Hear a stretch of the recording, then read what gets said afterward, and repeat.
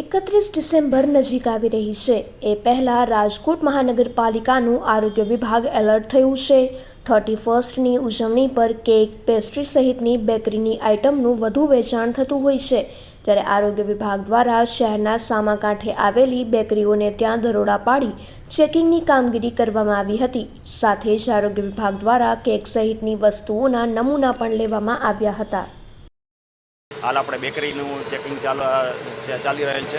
હાલમાં નાતાલના તથા ક્રિસમસના તહેવારો ચાલી રહેલ છે, જેના અનુસંધાને આપણે આ ચેકિંગ હાથ ધરેલ છે। છેલ્લા 3-4 દિવસથી આ ચેકિંગ હાથ ધરેલ છે, જેમાં વેસ્ટર્નમાં આપણે શુક્ર શનિ રવિમાં આપણે કામગીરી કરેલ છે, જેમાં નામાંકિત બેકરીમાં સરાજા છે, ત્યારબાદ કભીબી છે, એવી ઘણી બેકરી ચેક કરેલ છે। હાલ આપણે અત્યારે ઈસ્ટ ઝોનમાં આપણે કામગીરી શરૂ કરેલ છે, જેમાં પણ મુર્તજા છે ઇઝી બેકરીમાં કેક, પેસ્ટ્રી વગેરે એવી વસ્તુ છે કે જેમાં પુષ્કળ પ્રમાણમાં ફૂડ એડિટિવ્સ માન્ય એડ કરવાની છૂટ આપેલ છે, પણ એ સિવાય જો અમાન્ય કંઈ ચેક કરતા હોય તો આપણે લેબોરેટરી દ્વારા એને ચેક કરાવી શકીએ છીએ, જેના રિપોર્ટ આશરે 15 દિવસમાં આવવાની શક્યતા છે।